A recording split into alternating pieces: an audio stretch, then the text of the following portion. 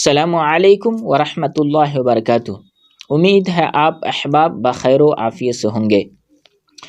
آج کا ٹاپک عرب کا محل وقوع۔ لفظ عرب کے لغوی معنی ہے صحرا اور بے آب و گیا زمین۔ عہد قدیم سے یہ لفظ جزیرہ نماء عرب اور اس میں بسنے والے قوموں پر بولا گیا ہے۔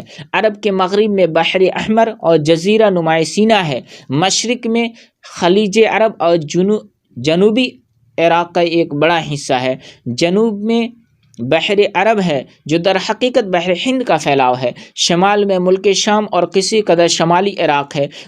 ان میں سے بعض سرحدوں کے متعلق اختلاف بھی ہے۔ کل رقبے کا اندازہ 10 لاکھ سے 13 لاکھ مربع میل تک کیا گیا ہے۔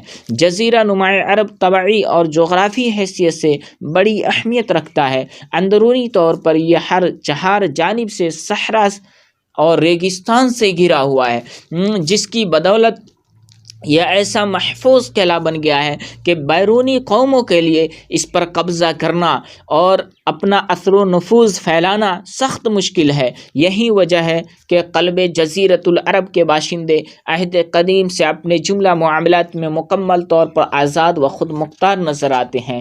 حالانکہ یہ ایسی 2 عظیم طاقتوں کے ہمسایہ تھے کہ اگر یہ ٹھوس قدرتی رکاوٹ نہ ہوتی تو ان کے حملے روک لینا باشندگان عرب کے بس کی بات نہ تھی۔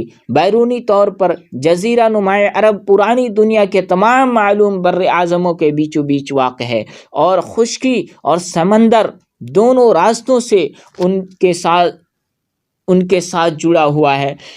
اس کا شمال مغربی گوشہ بر اعظم افریقہ میں داخلے کا دروازہ ہے، شمال مشرقی گوشہ یورپ کی کنجی ہے، مشرقی گوشہ ایران، وسط ایشیا اور مشرقی بعید کے دروازے کھولتا ہے اور ہندوستان اور چین تک پہنچاتا ہے۔ اسی طرح ہر بر اعظم سمندر کے راستے بھی جزیرہ نماء عرب سے جڑا ہوا ہے اور ان کے جہاز عرب بندرگاہوں پر براہ راست لنگر انداز ہوتے ہیں۔ اس جغرافیائی محل وقوع کی وجہ سے جزیرۃ العرب کے شمالی اور جنوبی گوشے مختلف قوموں کی آماج گاہ اور تجارت و ثقافت اور فنون و مذاہب کے لین دین کا مرکز رہ چکے ہیں۔ شکریہ۔